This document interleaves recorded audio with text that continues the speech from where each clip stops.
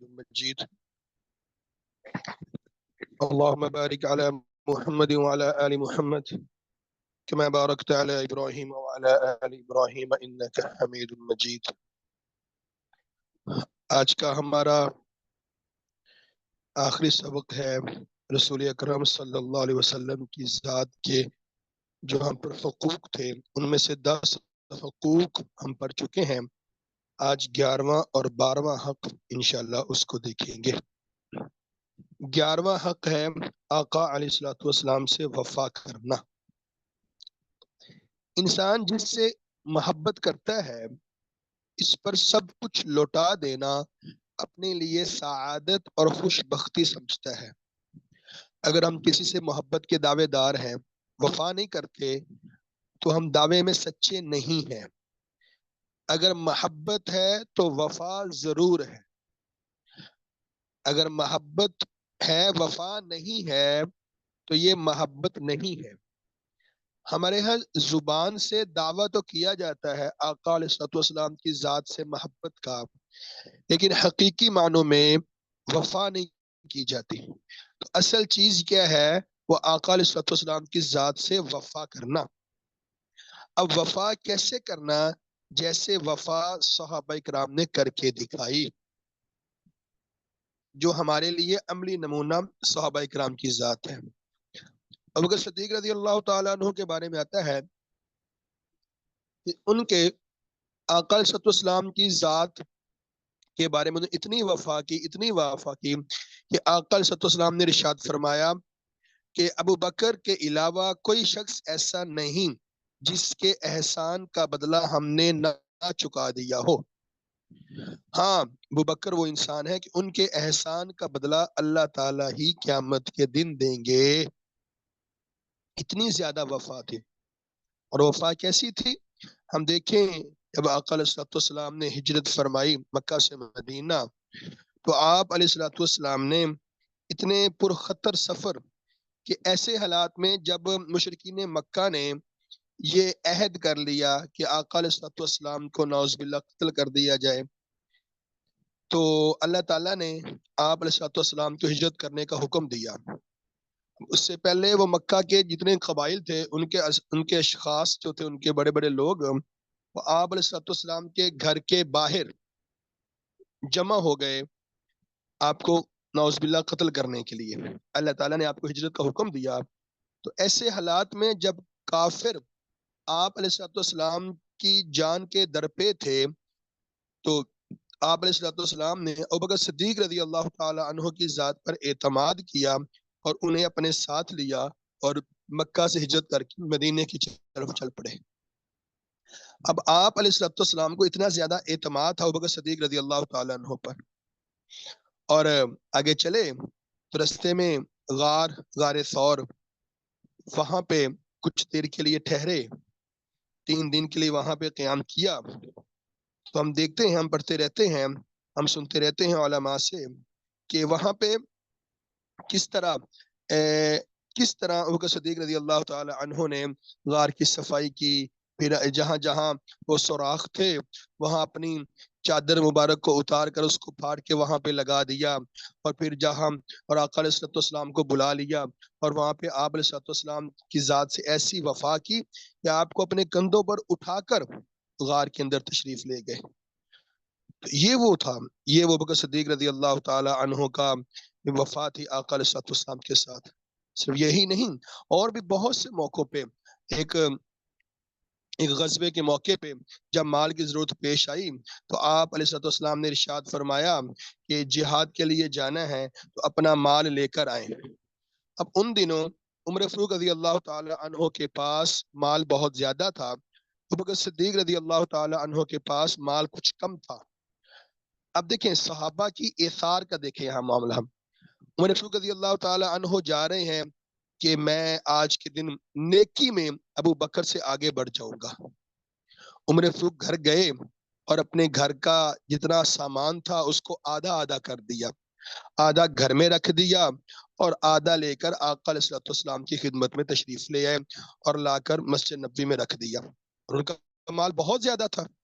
ابوبکر صدیق رضی اللہ تعالیٰ عنہ گھر گئے گھر کا سارا مال سمیٹ لیا، سارا مال لے کر آئے اور آقا علیہ الصلوۃ والسلام کے پاس مسجد نبوی میں تشریف لائے اور لا کے رکھ دیا۔ بظاہر عمر فاروق کا مال زیادہ تھا کثرت کے حوالے سے، اور ابوبکر صدیق رضی اللہ تعالی عنہ کا مال کم تھا۔ اب عمر فاروق اندر دل میں خوش ہو رہے تھے کہ آج میں ابو بکر سے نیکی میں آگے بڑھ جاؤں گا۔ تو اللہ کے نبی نے پوچھا، ابو بکر پیچھے کیا چھوڑ کر آئے ہو؟ اب یہ نہیں، یہاں سوال ہی ایسا کر دیا۔ ایک تو سوال یہ تھا نا کہ کتنا مال لے کر آئے ہو، یہ مثال کے جناب 1000 روپیہ، 2000، 3000، 10,000، تو اگر پیچھے کیا چھوڑ کے آئے ہو؟ سوال ہی تبدیل کر دیا کہ ابو بکر پیچھے کیا چھوڑ کر آئے ہو؟ کہ یا رسول اللہ، اللہ اس کے رسول کا نام پیچھے چھوڑ دیا ہے، باقی سب کچھ لے کر آ گیا ہوں۔ مگر عمر نے یہ جواب سنا تو خاموش ہو گئے۔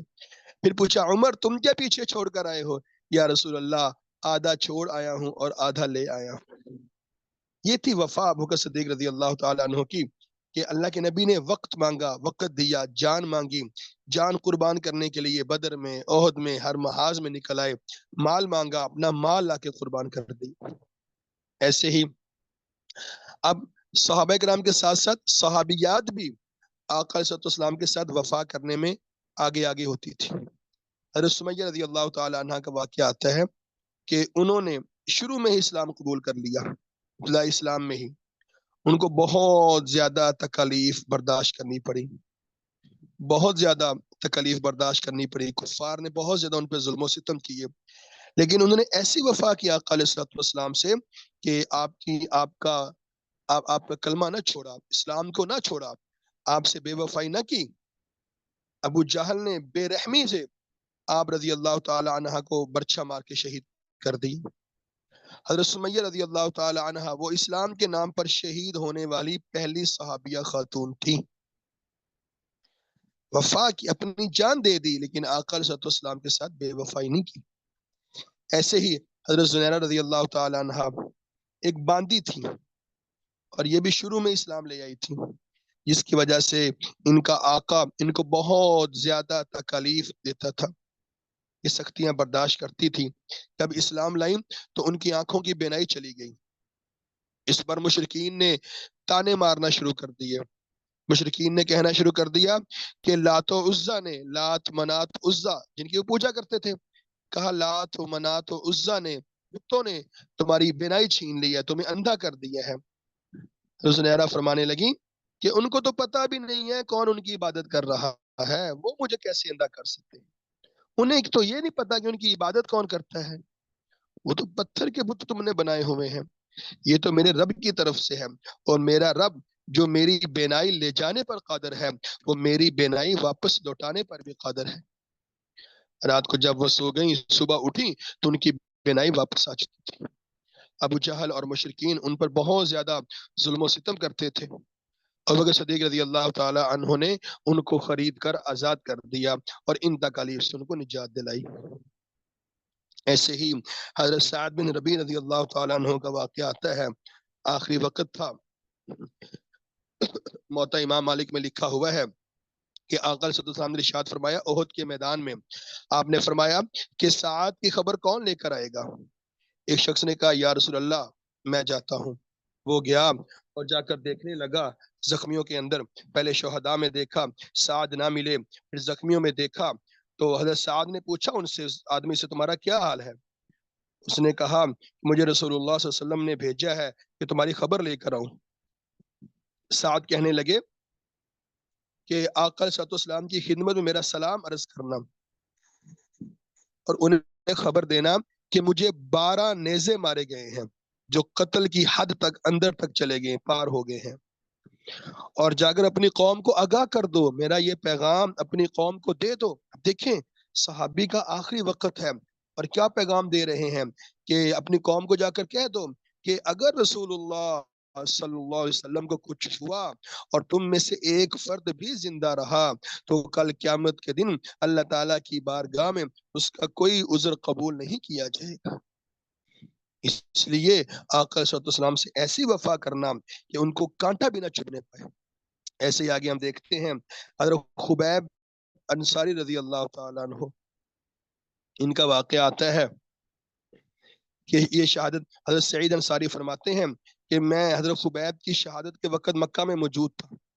قریش مکہ نے حضرت خبیب پر بہت زیادہ ظلم کیا، بہت زیادہ ظلم کیا، جگہ جگہ سے ان کے جسم کو کاٹا، جگہ جگہ سے ان کو تکلیف پہنچائی۔ اچھا، اس ظلم کرنے سے پہلے وہ کفار کہنے لگے، اے خبیب، کیا تم یہ پسند کرتے ہو کہ ہم تمہیں چھوڑ دیں اور تمہاری جگہ محمد آ جائے صلی اللہ علیہ وسلم؟ کیا تمہیں یہ پسند ہے کہ تمہیں چھوڑ دیا جائے اور تمہاری جگہ محمد کو یہاں پہ لے آئیں؟ حضرت خبیب نے کیا خوبصورت جواب دیا، کہنے لگے، اللہ کی قسم، مجھے تو یہ بھی پسند نہیں کہ میں اپنے اہل و عیال میں رہوں اور حضرت محمد صلی اللہ علیہ وسلم کو ایک کانٹا بھی چبھ جائے، میں یہ بھی برداشت نہیں کرتا۔ حضرت زید رضی اللہ تعالیٰ عنہ کا واقعہ آتا ہے، قریش کا ایک گروہ جن میں ابو سفیان، اس وقت میں مسلمان نہیں ہوئے تھے ابو سفیان، تو حضرت زید رضی اللہ تعالیٰ کو قتل کے وقت آئے اور حضرت زید کو قتل کرنے لگے۔ ان کو بہت زیادہ تکلیف تھی، بہت زیادہ ان کو ستایا گیا، ظلم و ستم کے پہاڑ توڑے گئے، اور کہنے لگے کہ اے زید، تجھے اللہ کی قسم، کیا تم یہ پسند کرتے ہو کہ تم اس وقت اپنے گھر والوں کے ساتھ چلے جاؤ، تمہیں چھوڑ دیا جائے اور تمہاری جگہ محمد ہمارے پاس ہوتے اور ہم ان کو قتل کر دیتے معاذ اللہ؟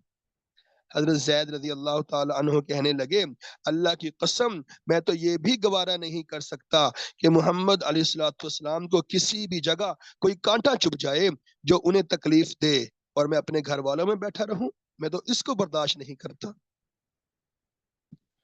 حضرت عاصم بن عمر کہنے لگے، وہ جو راوی حدیث کے فرماتے ہیں کہ ابو سفیان کہنے لگا، اللہ کی قسم، میں نے کبھی کسی قوم کو اپنے نبی کے ساتھ اس سے زیادہ محبت کرتے نہیں دیکھا، ایسی وفا کرتے نہیں دیکھا جیسی وفا محمد کے اصحاب ان کے ساتھی ان کے ساتھ کرتے ہیں۔ یہ تھی وفا صحابہ اکرام کی آقا علیہ الصلوۃ والسلام کے ساتھ، کہ اپنی جان قربان کر دی، اپنا سب کچھ قربان کر دیا، اپنا مال قربان کر دیا، اپنی جان قربان کر دی، لیکن آقا علیہ الصلوۃ والسلام کی ذات سے بے وفائی نہیں کی ہے۔ بدر کا موقع تھا، بدر کے موقع پر آقا علیہ الصلوۃ والسلام جب صحابہ سے مشورہ کر رہے تھے کہ تمہارا کیا خیال ہے بدر کے لیے، تو ایک صحابی حضرت مقداد رضی اللہ تعالی عنہ اٹھے اور کہنے لگے، وہ بھی بیٹھے ہوئے تھے، کہنے لگے کہ یا رسول اللہ، جس چیز کا اللہ نے آپ کو حکم دیا ہے آپ اس کو انجام دیجئے، ہم سب آپ کے ساتھ ہیں، اللہ کی قسم ہم بنی اسرائیل کی طرح یہ نہیں کہیں گے کہ اذهب انت وربك فقاتلا انا هاهنا قاعدون۔ ہم ایسے نہیں کہیں گے کہ جیسے بنی اسرائیل نے موسیٰ علیہ السلام سے کہا تھا کہ جاؤ، تم اور تمہارا رب لڑے جا کر، ہم تو یہیں بیٹھے ہیں۔ ہم ایسا نہیں کریں گے، بلکہ ہم آپ اور آپ کے پروردگار جہاں حکم کریں گے ہم آپ کے ساتھ جہاد و قتال کریں گے۔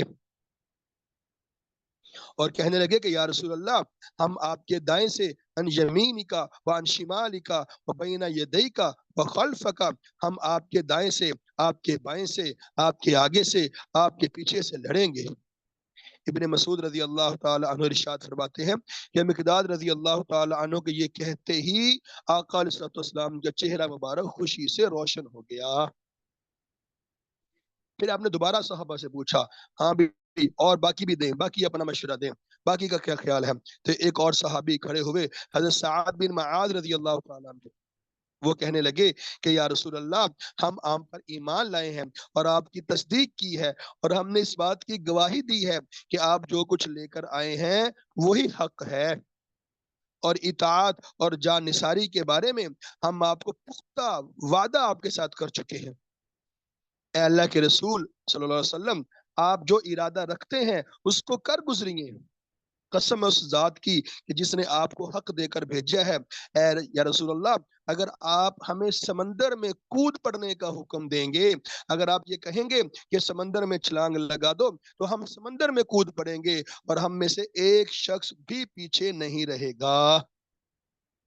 یہ تھی صحابہ کرام کی وفا آقا علیہ الصلوۃ والسلام کے ساتھ۔ ایسی وفا ہمارے اندر ہونی چاہیے جیسی وفا صحابہ کرام کی آپ علیہ الصلوۃ والسلام کے ساتھ تھی، کہ اپنا مال، اپنی جان، اپنا وقت سب کچھ آقا علیہ السلام کے لیے قربان کرنے پہ لگے ہوں گے. آپ سے بے وفائی نہیں کرتے، ہر چیز آپ کی ذات پہ قربان. تبھی تو اللہ نے فرمایا کہ رضی اللہ عنہم ورضوا عنہ، ان کو ایسے تو یہ ٹائٹل نہیں ملا کہ اللہ ان سے راضی ہو گیا اور وہ اللہ سے راضی ہو گیا. اور اللہ نے فرمایا اللہ حبب الیکم الایمان، کہ یہ وہ نبی کے صحابہ ہیں جن کے دلوں میں اللہ نے، جن کے لیے اللہ نے ایمان کو پسند فرما لیا. وزینہ فی قلوبکم، اور ان کے دلوں میں ایمان کو سجا دیا ہے. اور فرمایا وکرہ الیکم الکفر والفسوق والعصیان، ان کے اندر کفر، فسق و فجور اور نافرمانی نہیں ہے. اولئک هم الراشدون، یہی تو نبی کے صحابہ ہیں جو ہدایت یافتہ ہیں. کہیں اللہ نے فرمایا اولئک هم المفلحون، کہیں فرمایا اولئک هم الفائزون، یہ کامیاب ہونے والے ہیں، یہ ہدایت یافتہ ہیں. تو ایسے ہماری بھی اپنے نبی سے ایسے وفا ہونی چاہیے. آگے 12واں اور آخری حق اور سب سے اہم حق، آپ علیہ السلام کا دفاع کرنا. آقا علیہ السلام کی ذات کا دفاع کرنا، آپ کی ناموس کا دفاع کرنا، آپ کی ختم نبوت کا دفاع کرنا. انسان جس سے محبت کرتا ہے نا، اس کے خلاف کوئی بات سننا گوارا نہیں کرتا.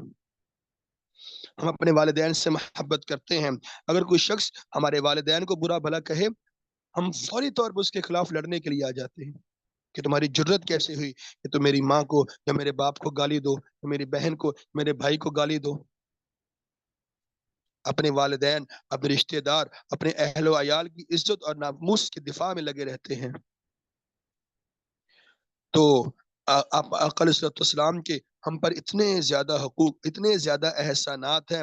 ان میں جو سب سے اہم حق ہے، وہ جو ہمارے اوپر فرض ہے، آقا علیہ السلام کے ہم پر اتنے زیادہ احسانات ہیں. تو ان کے حوالے سے ہمارے اوپر جو سب سے اہم جو حق ہے، وہ آپ علیہ السلام کا دفاع کرنا ہے.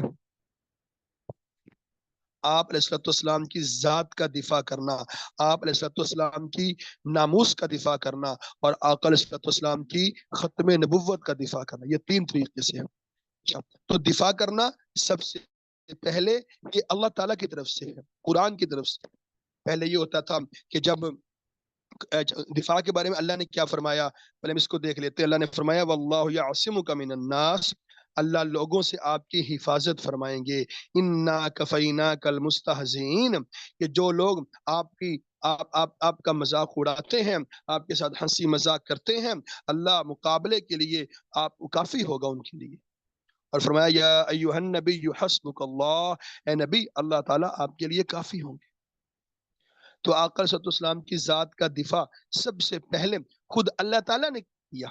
اور کیسے کیا ہم اس کو دیکھتے ہیں. پہلے انبیاء کرام صلی اللہ علیہ وسلم کی ذات پر جب کوئی شخص کوئی الزام لگاتا تھا تو نبی خود اپنی صفائی پیش کرتے تھے. نوح علیہ السلام پہ الزام لگا کہ ان کی قوم کے سرداروں اور رئیسوں نے کہا کہ اے نوح، بے شک ہم تمہیں کھلی گمراہی میں دیکھتے ہیں. تو نوح علیہ السلام نے کہا اے میری قوم، مجھ میں کوئی گمراہی نہیں، لیکن یہ حقیقت ہے میں تمام جہانوں کے رب کی طرف سے رسول بن کر آیا ہوں. ایسے ہی اور بھی انبیاء کرام پہ جب ان کی قوم نے الزام لگایا تو نبیوں نے خود اس کا جواب دیا. لیکن جب باری آئی آقا علیہ السلام پر، جب لوگوں نے الزام لگایا، جب مشرکین مکہ نے، جب کفار نے آپ رسول اللہ صلی اللہ علیہ وسلم کی ذات کے اوپر الزامات لگائے، تو قرآن نے، اللہ تعالیٰ نے خود آپ اسد اسلام کی پاکیزگی اور پاک دامنی کو بیان فرمایا. کوہ صفا کے موقع پر ابو لہب نے وجہ موجود تھا جب آقا علیہ السلام نے پہلی دفعہ جب دعوت حق دی تو ابو لہب نے ہاتھ اٹھا کر آپ علیہ السلام کی ذات پہ تانے لگانا شروع کر دیے کہ اے محمد نعوذ باللہ تو برباد ہو جائے، تو نے ہمیں اس لیے بلایا تھا یہاں پہ، اور ہاتھ اٹھا کر آقا علیہ السلام کی طرف بدبختی کے کلمات کہے. جب ابو لہب نے یہ کہا تو اللہ نے فوری جواب دیا تبت یدا ابی لہب و تب، ابو لہب کے دونوں ہاتھ ٹوٹ جائیں اور وہ تباہ ہو جائے. تو جو اب جب مشرکین مکہ نے آقا صلی اللہ علیہ وسلم کی ذات پر الزام لگایا، فوری اللہ تعالیٰ نے وحی نازل فرما دی. انہوں نے خود آقا صلی اللہ علیہ وسلم کا دفاع کیا. یہ مکہ کی زندگی ہے. ایک ہے مکہ کی زندگی آپ علیہ السلام کی، ایک ہے مدینہ کی زندگی. اب مکہ کی زندگی میں کیا تھا، اللہ کے نبی کو حکم تھا کہ اے نبی آپ اپنے ہاتھوں کو روک کے رکھیں، اپنے ہاتھوں کو، یعنی ویسے تو یہ ہوتا ہے کہ جنگ کے ذریعے سے، قتال کے ذریعے سے ان کا مقابلہ کیا جائے. ان مکہ کے اندر چونکہ مسلمان ابھی تھوڑی تعداد میں تھے اور ابھی اور حالات کچھ اور تھے، تو اللہ نے فرمایا اے نبی یہاں پہ آپ اپنے ہاتھوں کو روک رکھیں. جب مدینہ چلے گئے تو پھر وہاں حکم آ گیا قتال کا. اب جب یہاں مکہ کے اندر جب مشرکین مکہ آپ علیہ السلام کی ذات پر الزام لگاتے تھے تو خود اللہ تعالیٰ آپ علیہ السلام کا دفاع کرتے تھے. اب ولید بن مغیرہ بہت بڑا بدبخت اور گستاخ رسول تھا. وہ آقا علیہ السلام کی ذات پر بہت زیادہ زبان درازیاں کرتا تھا اور آپ علیہ السلام کے بارے میں ایسے ایسے غلط جملے کہا کرتا تھا. جب یہ کہتا تو اللہ تعالیٰ نے کیا فرمایا قرآن کے اندر سورہ قلم میں اللہ نے فرمایا وَلَا تُطِعْ كُلَّ حَلَّافٍ مَّهِينٍ حَمَّازٍ مَّشَّاءٍ بِنَمِيمٍ مَّنَّاعٍ لِّلْخَيْرِ مُعْتَدٍ أَثِيمٍ عُتُلٍّ بَعْدَ ذَلِكَ زَنِيمٍ أَن كَانَ ذَا مَالٍ وَبَنِينَ. اللہ نے فرمایا اے نبی آپ کسی ایسے شخص کی بات نہ مانیں جو بہت قسمیں کھانے والا ہو، جو ذلیل ہے، جو تانے لگانے والا ہے، جو لوگوں کے عیب نکالنے والا ہے، جو وہ شخص فساد پھیلانے والا ہے، چغل خوری کرنے والا ہے، لوگوں کو بھلائی سے روکتا ہے، بڑا بخیل ہے، حد سے بڑھنے والا ہے، سرکش اور سخت گنہگار ہے، بد مزاج ہے. اب یہ اللہ تعالیٰ کہہ رہے ہیں ولید بن مغیرہ کو جو گستاخ رسول تھا. اور اللہ نے فرمایا عُتُلٍّ بَعْدَ ذَلِكَ زَنِيمٍ. اس کا مطلب یہ ہے کہ وہ حرام کی اولاد ہے. اس کا آسان مطلب یہ ہے. اب جب ولید بن مغیرہ نے یہ سنا تو اس کو لگا کہ ہیں یہ میرے بارے میں یہ وحی آ گئی. تو وہ سوچنے لگا ہاں میں قسمیں کھانے والا ہوں، میں ذلیل بھی ہوں، یہ سارے عیب مجھ میں پائے جاتے ہیں. لیکن یہ جو کہا گیا ہے نا، یہ جو یہ نبی محمد کہہ رہے ہیں کہ میں زنا کی پیداوار ہوں اور میں حرام کی پیداوار ہوں، تو یہ تو مجھے نہیں پتا، یہ تو صرف میری ماں ہی مجھے بتا سکتی ہے. تو اب وہ فوری گھر میں گیا، اپنی ماں کے گردن پہ خنجر رکھا اور کہا کہ بتاؤ مجھے نبی محمد یہ کہہ رہے ہیں اور مجھے پتہ ہے کہ وہ جھوٹ نہیں بولتے اور وہ یہ کہہ رہے ہیں، تو بتاؤ مجھے یہ تو تم ہی جانتی ہو، باقی جتنے بھی میرے بارے میں باتیں کہی گئی ہیں کہ میں ذلیل ہے، فساد پھیلانے والا ہے، چغلی کرنے والا ہے، وہ ساری میرے اندر ہیں. لیکن یہ جو کہا ہے، یہ جو آیا ہے عُتُلٍّ بَعْدَ ذَلِكَ زَنِيمٍ کہ میں حرام کی اولاد ہوں، یہ بتاؤ یہ کیا ہے، یہ تم جانتے اور کوئی نہیں جانتا. تو اس کی ماں نے کہا ہاں تمہارا والد اس قابل نہیں تھا کہ اس کے ہاں سے اولاد ہو پاتی، وہ مجھ پہ ظلم کرتا تھا تو میں باہر گئی اور میں نے کسی کے ساتھ منہ کالا کیا اور اس سے تم پیدا ہوئے. تو یہاں یہ بھی ایک نقطہ علماء نے بتایا ہے کہ جو آقا صلی اللہ علیہ وسلم کی ذات کے بارے میں گستاخی کرنے والا ہوگا وہ حلال کی اولاد نہیں ہو سکتا. حرامی تو ہو سکتا ہے، وہ حلالی نہیں ہو سکتا. عُتُلٍّ بَعْدَ ذَلِكَ زَنِيمٍ وہ حرامی ہوگا. کیا خوبصورت انداز میں اللہ تعالیٰ نے تو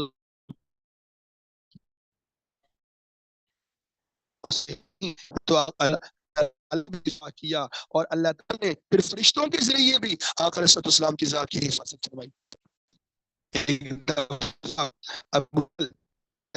اور ابو جہل، ابو ہریرہ فرماتے ہیں کہ ابو جہل نے کہا اے محمد ابھی میں اپنے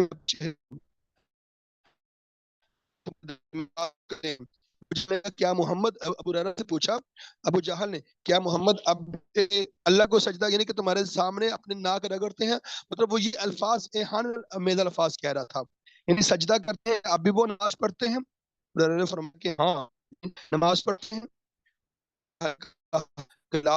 قسم اگر میں نے اب اسے ایسا کرتے ہوئے دیکھ لیا تو اس کی گردن کو اپنے پاؤں سے رونق ڈالوں گا، اس کے چہرے کو خاک میں آلودہ کروں گا. ابو ہریرہ فرماتے ہیں کہ نبی صلی اللہ علیہ وسلم کے پاس آیا وہ ابو جہل اور آپ نماز پڑھ رہے تھے اور اس کے دل میں یہ تھا کہ میں ان کی گردن کے اوپر پاؤں رکھوں گا. تو ابو ہریرہ فرماتے ہیں کہ اچانک انہوں نے اسے دیکھا وہ واپس پلٹ رہا ہے، ابو جہل واپس جا رہا ہے اور اپنے دونوں ہاتھوں سے اپنا بچاؤ کر رہا ہے کہ مجھے بچاؤ مجھے بچاؤ مجھے بچاؤ. حضرت ابو ہریرہ نے اس سے پوچھا تجھے کیا ہو گیا ہے؟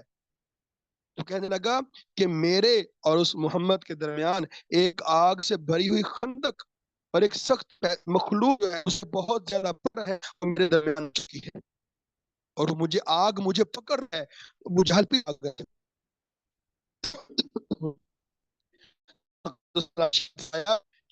میرے قریب آ جا، ٹکڑے کر کے بوٹی فرشتوں نے آقا علیہ السلام کی ذات کا دفاع کیا، اور یہ اللہ تعالیٰ نے فرشتوں کے ذریعے کر کے دکھایا۔ پھر ایسے ہی دوسرا صحابہ کرام کے ذریعے سے، آقا علیہ السلام کے جو صحابہ تھے ان کے ذریعے آقا اللہ تعالیٰ وہ، اب یہ مدنی زندگی آ گئی، اب مدنی زندگی میں صحابہ کرام نے آقا علیہ السلام کی ذات کا بھی دفاع کیا، آپ کی ناموس کا بھی دفاع کیا، اور آپ کی ختم نبوت کا بھی دفاع کیا۔ ہم سب سے پہلے دیکھتے ہیں حضرت سعد بن ابی وقاص رضی اللہ تعالیٰ عنہ کا مشہور واقعہ ہم اکثر سنتے رہتے ہیں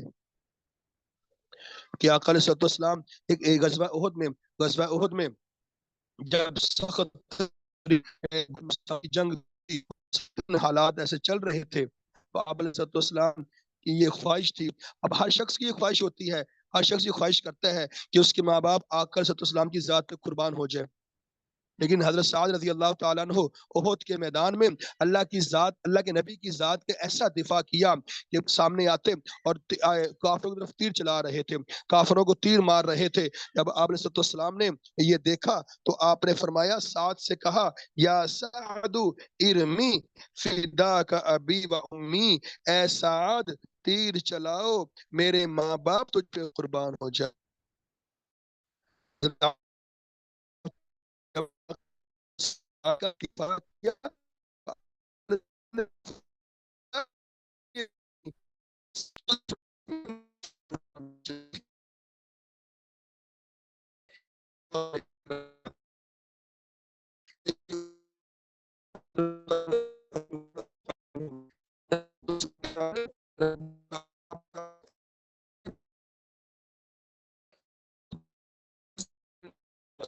اور اس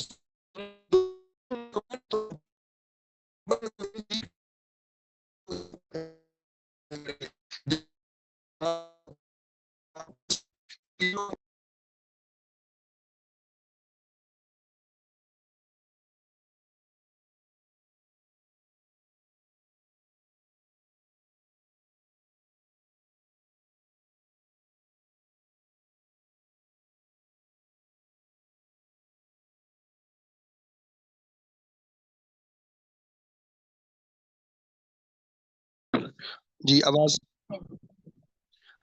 کٹ ہو گئی تھی، جی آواز تھوڑی سی کٹ گئی تھی۔ جی ہم ذکر کر رہے تھے کہ حضرت ابو طلحہ رضی اللہ تعالی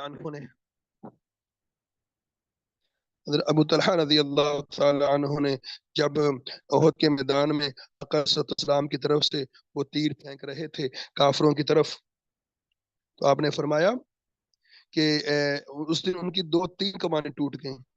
جب کوئی آدمی گزرتا آپ صلی اللہ علیہ وسلم کے پاس سے تو آپ اسے کہتے، تیروں کا ترکش، اور اللہ کے نبی گردن اٹھا کر کافروں کو دیکھ رہے تھے۔ طلحہ نے فرمایا کہ یا رسول اللہ، آپ پر میرے ماں باپ قربان ہو جائیں، آپ گردن نہ اٹھائیں، کہیں دشمنوں کے تیر آپ کو نہ لگ جائیں۔ حضرت ابو طلحہ رضی اللہ تعالیٰ عنہ آقا صلی اللہ علیہ وسلم کی ذات کے سامنے ڈھال بن گئے تھے۔ ایسے ہی حضرت حسان بن ثابت رضی اللہ تعالیٰ عنہ وہ اشعار کے ذریعے سے آقا صلی اللہ علیہ وسلم کی ذات کا دفاع کرتے تھے۔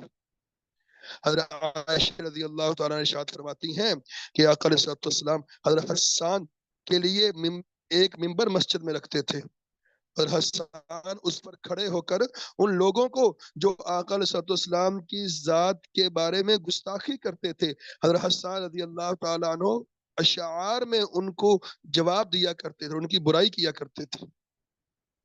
تو اللہ کے نبی نے فرمایا، بے شک روح القدس یعنی جبرائیل علیہ السلام حسان کے ساتھ ہیں جب تک کہ وہ رسول اللہ کی طرف سے دفاع کریں۔ اب یہ آقا صلی اللہ علیہ وسلم کی ذات کا دفاع تھا۔ اب ہم دیکھتے ہیں آپ صلی اللہ علیہ وسلم کی ناموس کا دفاع کیا۔ ناموس کا دفاع کیسے کیا؟ اب صحابہ کرام نے، جابر بن عبداللہ بیان کرتے ہیں کہ رسول اللہ صلی اللہ علیہ وسلم نے ارشاد فرمایا، کوئی ہے جو کعب بن اشرف کا کام تمام کرے؟ جس نے اللہ اس کے رسول کو تکلیف دی ہے۔ کعب بن اشرف وہ بدبخت یہودی تھا جو آقا علیہ السلام کی بارے میں غلط اشعار کہا کرتا تھا اور نعوذ باللہ گستاخانہ الزام جملے کہا کرتا تھا۔ تو گستاخ رسول میں بھی ہے جو لعنہم اللہ فی الدنیا والآخرہ، اللہ نے فرمایا ہے کہ ان کے لیے دنیا میں بھی لعنت ہے اور آخرت میں بھی لعنت ہے۔ ہم تھوڑا سا یہ بات کر لیتے ہیں کہ گستاخ رسول کے بارے میں کیا حکم آیا قرآن کے اندر۔ آج کے زمانے میں بہت سے ایسے بدبخت اور سیاکار لوگ جو ہیں وہ گستاخی، اللہ کے نبی صلی اللہ علیہ وسلم کی گستاخی کرنے بھی اتر آتے ہیں۔ اور آج کل کے حالات ایسے ہیں کہ لوگ اپنے مشہور ہونے کے لیے یہ ایسے ہی بیرونی پروپیگنڈے کے طور پہ آقا علیہ السلام کی ذات کے بارے میں گستاخی کرنا شروع کر دیتے ہیں۔ تو اس حوالے سے تو قرآن کا ہمارے لیے کیا حکم ہے؟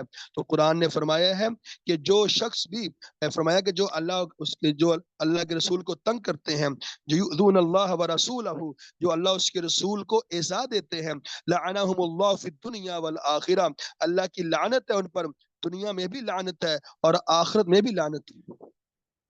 اب علماء یہاں لکھتے ہیں کہ دنیا میں لعنت سے مراد یہ ہے کہ ان کو قتل کیا جائے گا، اور آخرت میں لعنت سے مراد یہ ہے کہ ہمیشہ ہمیشہ کے لیے وہ جہنم میں رہیں گے، جو آقا صلی اللہ علیہ وسلم کی بارے میں گستاخانہ جملے کہتے ہیں، جو آپ صلی اللہ علیہ وسلم کی ذات کے بارے میں گستاخیاں کرتے ہیں، کہ ان کی سزا دنیا میں تو یہ ہے کہ ان کو قتل کر دیا جائے، اور اس پہ تمام علماء کا متفقہ اس پہ قول ہے، اور یہ قتل کرنا یہ حکومت جو ریاست ہوگی وہ اس کا حکم دے گی، عام آدمی اس کا نہیں کر سکتا، عام آدمی کسی کو قتل نہیں کر سکتا۔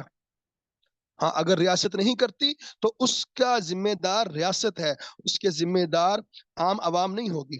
جو کام ریاست کا ہے اس کی ذمہ دار ریاست ہے، اور جو کام عوام کا ہے اس کی ذمہ دار عوام ہے۔ تو گستاخ رسول کو قتل کرنا وہ جو ریاست ہے اس کا کام ہے۔ اسلامی ممالک کے اندر اگر ریاست یہ کام نہیں کرتی تو اس پہ ریاست بنے پوچھا جائے گا۔ تو آج کل کچھ لوگ ایسے ہی آقا صلی اللہ علیہ وسلم کی ذات کے بارے میں گستاخی کرنا شروع کر دیتے ہیں، تو اس سے اللہ تعالیٰ ایسے لوگوں کو ہدایت عطا فرمائے۔ ہم دیکھتے ہیں محمد بن مسلمہ رضی اللہ تعالیٰ عنہ کہ اللہ کے نبی نے فرمایا کوئی ہے جو کعب بن اشرف جو یہودی تھا اس کا کام تمام کر دے۔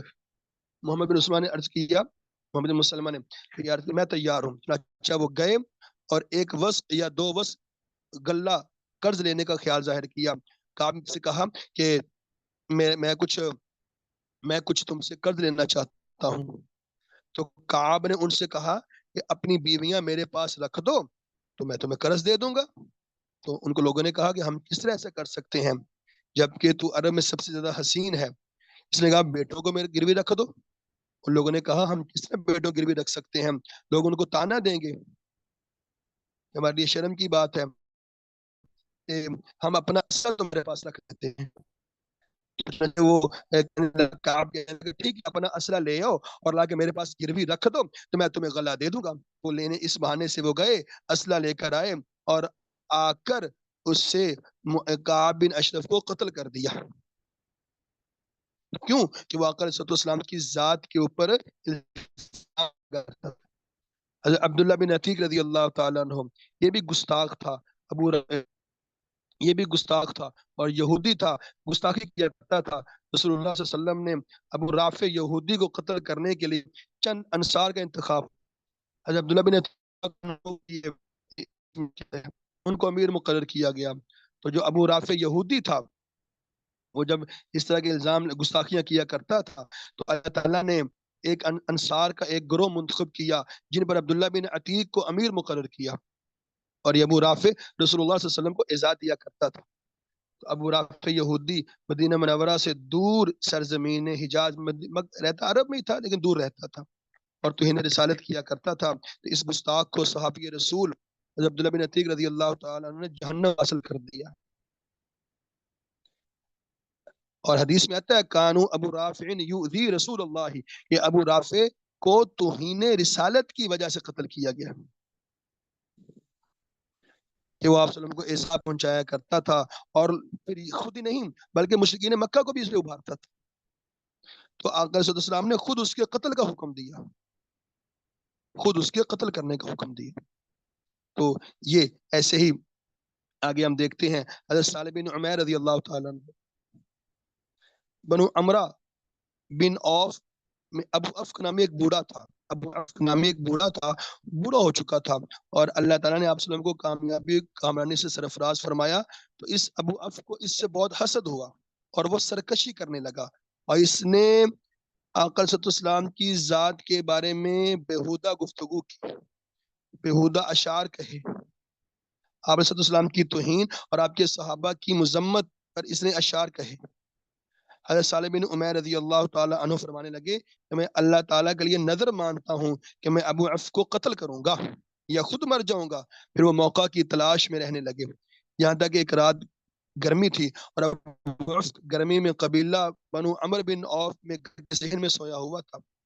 حضرت صالح بن عمیر آئے اور اس بدبخت کے جگر پر تلوار رکھ کر اس کو زور سے دبایا کہ تلوار گزرتی ہی اس کے بستر سے آر پار ہوگی، اور یہ اللہ کا دشمن اور اس کے رسول کا دشمن ایک زوردار چیخ مارتے ہوئے جہنم رسید ہوا، اور اس کے حمایتی جب اس کے دوڑے بڑے اور اسے گھر لے جا کے دفن کر دیا، اور کہا کس نے قتل کیا ہے، اگر ہمیں اسے قاتل کا پتہ چل جائے تو ہم اسے ضرور قتل کر ڈالیں گے۔ اب یہ بھی ایک روایت ہے، اس سے پتہ چلتا ہے سزائے موت ہے، آقا صلی اللہ علیہ وسلم لیکن اس حکم آقا علیہ السلام کیا کرتے تھے، کیونکہ آپ علیہ السلام اس وقت ریاست کے سربراہ تھے، آپ خود ریاست تھے، ریاست کے سربراہ تھے، تو یہ آقا علیہ السلام کا یہ حکم بطور حکمران کے تھا۔ آج کے بھی حکمرانوں کو چاہیے کہ اگر کوئی شخص گستاخی کرتا ہے اور اس کی گستاخی ثابت ہو جاتی ہے تو آج کے حکمرانوں کے لیے اور قاضیوں کے لیے اور ججوں کے اوپر یہ لازمی ہے کہ وہ اس شخص کے قتل کا حکم جاری کریں۔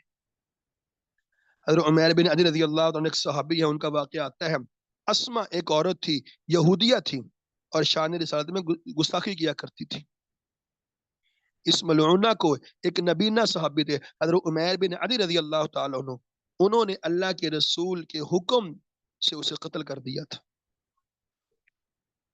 روایت میں آتا ہے کہ قبیلہ ختمہ کی ایک عورت نے آپ علیہ السلام کی شان میں بدگوئی کی، تو آپ نے فرمایا کون ہے جس عورت سے میرا بدلہ لے گا؟ اس عورت کے قبیلے والوں میں سے ایک آدمی کھڑا ہوا اور کہا یا رسول اللہ میں آپ کا بدلہ لوں گا۔ بس وہ اٹھا اور اس عورت کو قتل کیا اور آپ کو اس بات کی خبر دی، تو آپ نے فرمایا یہ ایک ایسا معاملہ ہے جس میں کوئی اختلاف کی گنجائش نہیں ہے۔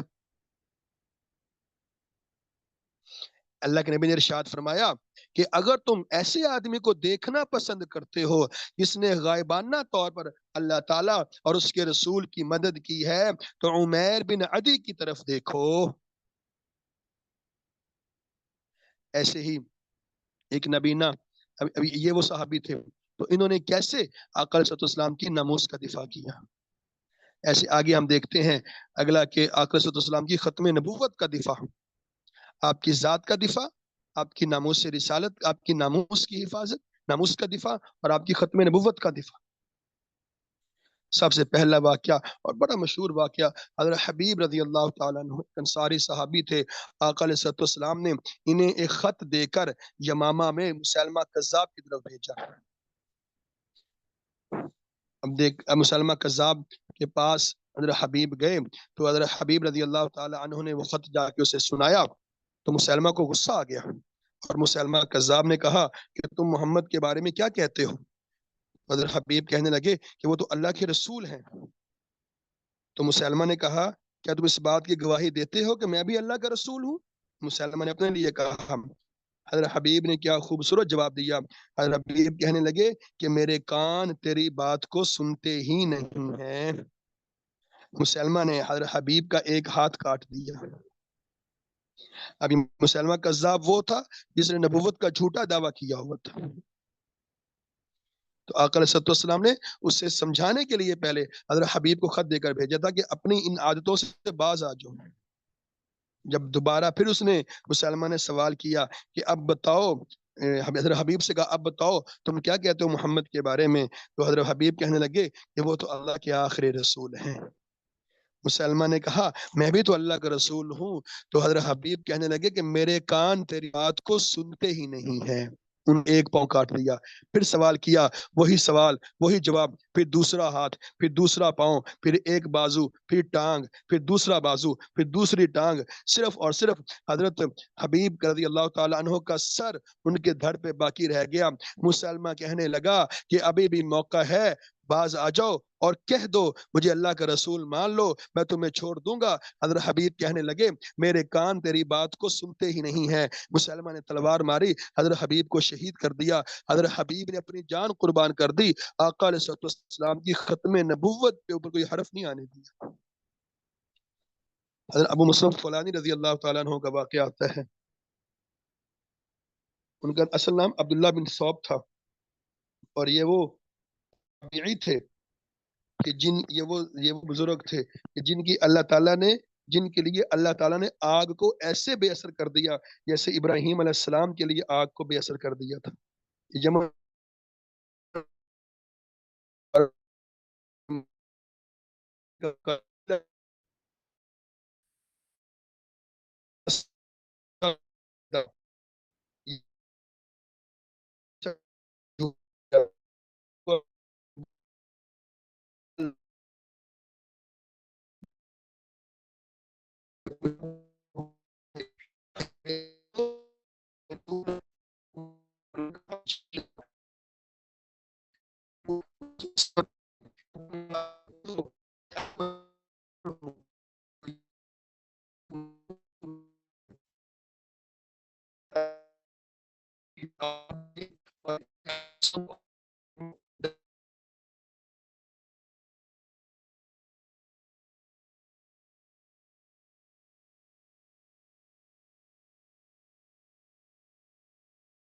جی ہم بات کر رہے تھے ابو مسلم خولانی رضی اللہ تعالیٰ عنہ رحمۃ اللہ علیہ. یہ وہ تابعی تھے، ان کے لیے اللہ تعالیٰ نے آگ کو ویسے نرم کر دیا جیسے ابراہیم علیہ السلام کے لیے اللہ تعالیٰ نے آگ کو نرم کر دیا. اسود عنسی نے جب ان کو آگ میں پھینکا تو وہ آگ ان کے لیے گلے گلزار بن گئی. لوگ اسود عنسی سے کہنے لگے کہ اگر تم نے اسے اپنے ملک میں زندہ چھوڑ دیا تو تمہاری شان اور رتبے میں بگاڑ پیدا کر دے گا. اسود عنسی نے انہیں یمن سے نکل جانے کا حکم دیا. وہ مسلم مدینہ تشریف لے آئے. اس وقت اللہ کے رسول آپ رسول اللہ صلی اللہ علیہ وسلم دنیا سے پردہ فرما چکے تھے. ابو صدیق رضی اللہ تعالیٰ عنہ خلیفہ نامزد ہو چکے تھے. وہ مسلم خولانی مسجد کے ستون کے ساتھ سواری باندھی اور ستون کی طرف منہ کر کے نماز پڑھنے لگے. وہاں حضرت عمر فاروق رضی اللہ تعالیٰ عنہ تشریف لائے اور پوچھا تم کہاں سے آئے ہو؟ انہیں جواب دیا یمن سے. حضرت عمر نے فوراً پوچھا اللہ کے دشمن اسود عنسی نے ہمارے ایک دوست کو آگ میں ڈال دیا تھا اور آگ نے ان پر کوئی اثر نہیں کیا تھا، بعد میں ان کے ساتھ اسود نے کیا معاملہ کیا؟ حضرت ابو مسلم کہنے لگے کہ ان کا نام عبداللہ بن صوب ہے. حضرت عمر کہنے لگے میں تمہیں اللہ کا واسطہ دیتا ہوں، مجھے بتاؤ کیا تم وہی ہو؟ مسلم نے کہا جی ہاں میں وہی ہوں. حضرت عمر رضی اللہ تعالیٰ عنہ وہ صحابی تھے، انہیں اس کی آنکھوں کے درمیان بوسہ دیا اور پھر انہیں لائے اور اپنے ابوبکر صدیق رضی اللہ تعالیٰ کے درمیان بٹھایا اور فرمایا سب تعریفیں اس ذات کے لیے ہیں جس نے مجھے اس وقت تک موت نہ دی جب تک میں نے امت محمدیہ کے اس شخص کی زیارت نہ کر لی جس کے ساتھ اللہ تعالیٰ نے ابراہیم علیہ السلام جیسا معاملہ فرمایا. ایسی حضرت فیروز دیلمی رضی اللہ تعالیٰ عنہ، یہ وہ صحابی تھے جب اللہ کے نبی نے جب سنا یہ اسود عنسی نبوت کا جھوٹا دعویٰ کیا ہے تو اللہ کے نبی نے حکم دیا کہ اس کو قتل کر دیا جائے. تو حضرت فیروز دیلمی یمن میں رہتے تھے، تو انہوں نے جب یہ سنا تو انہوں نے اسود عنسی کو قتل کر دیا. کیوں؟ اسود عنسی نبوت کا جھوٹے دعوے دار تھے.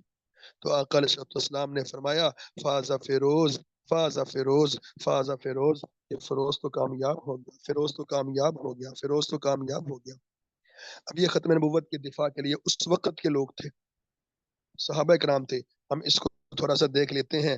آج کا جو ہمارا موجودہ دور میں 1953 میں 1953 کے اندر جب ختم نبوت کی تحریک چل رہی تھی، جب ایک بدبخت مرزا غلام احمد قادیانی جس نے نبوت کا جھوٹا دعویٰ کیا تھا اور 1908 کے اندر وہ اپنے ہی پخانے میں گر کے مر گیا تھا، بعد میں اس کے پیروکاروں نے اور اس کے جو خلیفہ تھا انہوں نے مسلمانوں پہ عرصہ حیات تنگ کر دیا۔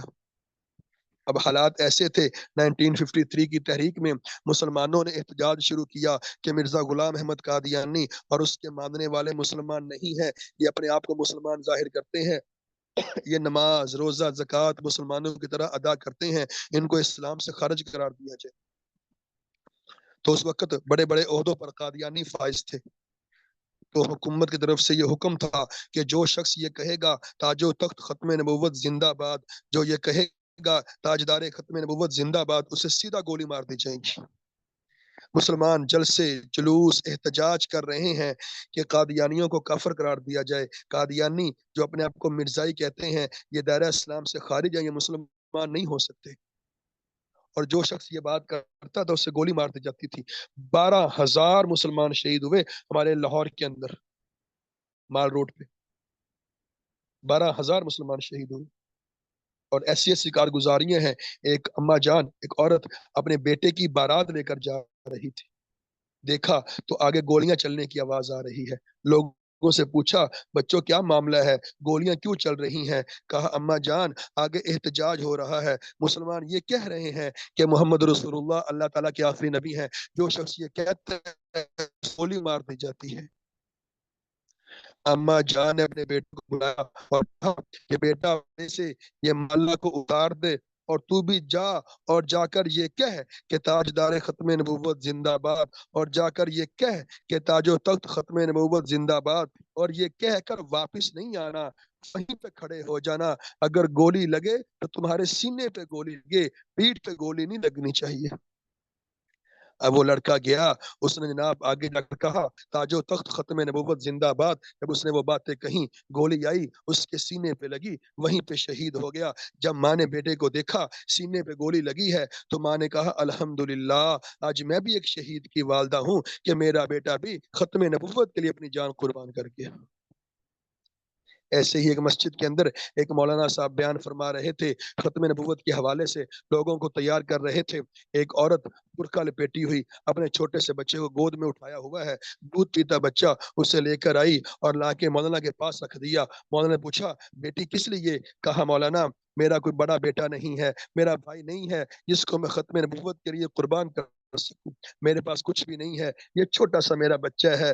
آپ آگے جاتے ہیں گولیاں چلتی ہیں، اگر کوئی گولی آپ کی طرف آئے تو میرے اس چھوٹے سے بچے کو اس گولی کے آگے کر دینا، وہ گولی آپ کو لگ جائے، وہ گولی آپ کو نہ لگے، میرے بیٹے کو لگ جائے، اگر میرا بیٹا بھی ختم نبوت کے قربان ہو جائے۔ یہ انداز تھا۔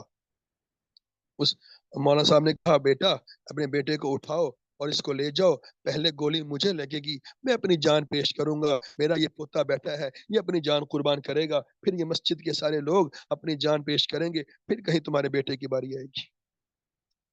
ایسے ہی ایک بوڑھے جان بابا جی اپنے پوتے کو اپنے کندھے پہ بٹھا لیا اور پوتے کو گھر سے سکھا کے لائے تھے کہ میرے پوتے میرا بیٹا میں یہ کہوں گا تم نے یہ کہنا ہے، اور لوہاری گیٹ کے سامنے وہاں پہ آئے اور دادا جان نے کہا تاج و تخت ختم نبوت، پوتے نے کہا زندہ باد زندہ باد، پھر دادا نے کہا تاج و تخت ختم نبوت، پوتے نے کہا زندہ باد زندہ باد۔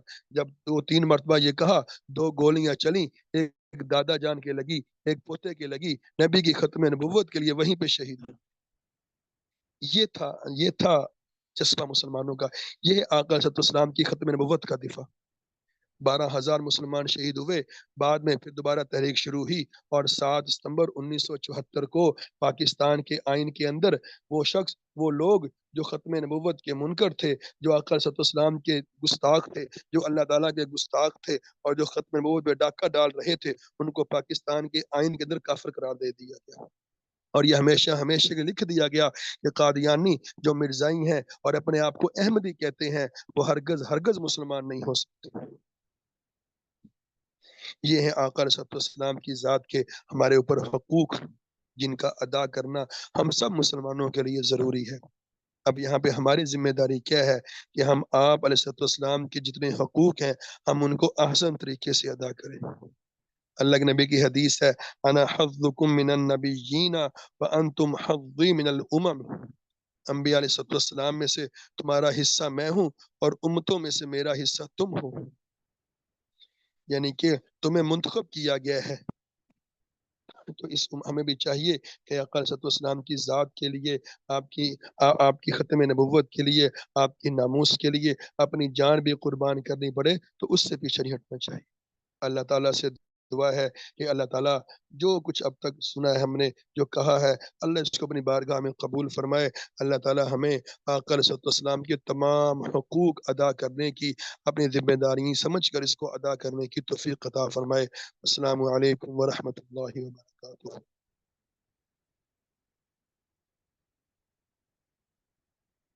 جی، کچھ ساتھی کا سوال ہے تو وہ کر سکتے ہیں۔